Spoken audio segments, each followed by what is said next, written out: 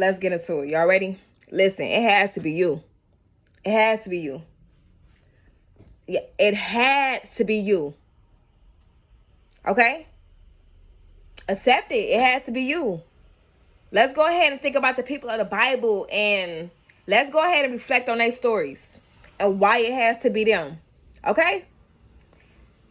Job. Anybody else would have forsaken God. All of those hits, all of those attacks, losing everything. There is nobody else on earth. Nobody. Jesus and God and the enemy, God and the devil having this talk, having this conversation. And God literally had to say, have you considered my servant Job? We're talking about nobody else would have been able to pass the test. It had to be you. Nobody else would have passed the test. Everybody else would have forsaken God. Everybody else would have tried to kill themselves. Everybody else would have tried to find the easy way out. Everybody else would have forsaken the task, the journey, the promise. It had to be you. Let's go talk about Lazarus. They say your favorite is dead. Like, let's be 100. Because of your association with God. Because of your association. Because you are one of God's chosen. Because you are one of God's holy elect. Because you are in covenant with God. It had to be you.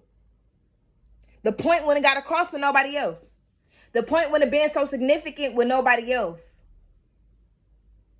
The blow when it hit as hard, like it just would have hit different if it was somebody else.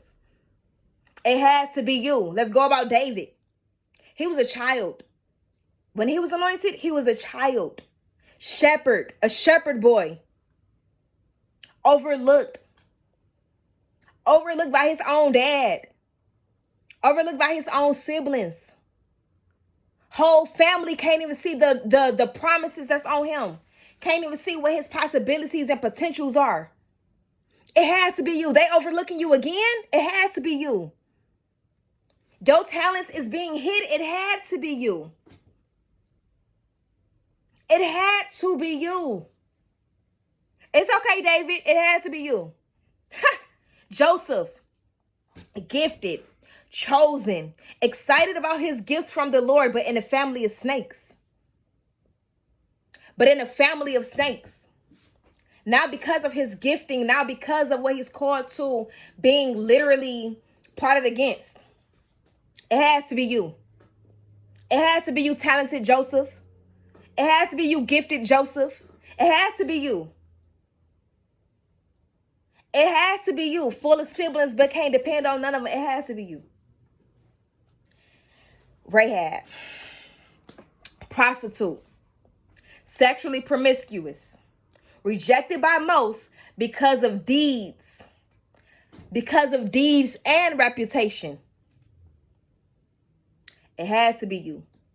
Your past is still showing up. Your past is still, they're still trying to blame you on this, and this. Not realizing that you're not just your actions. You're not just your past. You're way more than that. But it had to be you. You didn't always live a straight and narrow life? Okay. Go ahead and show them how the Redeemer of the Lord says so. Come on now. Go ahead and let them know. God is a Redeemer. God is a restorer. Yeah, you guys may have known my past. You don't know my future. You don't know my calling. You don't know my purpose. You don't know what God is taking me. It had to be you. It had to be you. Jesus himself. Jesus himself loved all. Helped as many as would allow.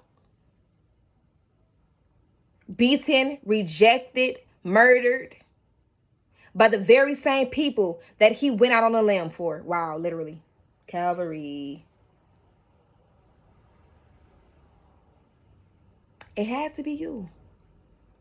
We ain't gonna reject it. We're gonna look at what makes us so different, what makes us so powerful, what makes us chosen, and be like, yep, it had to be me. Anybody else would have folded. Anybody else would have forsaken. Anybody else would have had turned their back on God. It had to be me. I'm the only one that would stay 10 toes down for the Lord. It had to be me. So yeah, I love you. I love y'all. Y'all, we are in this fight, but we cannot have that victim mindset.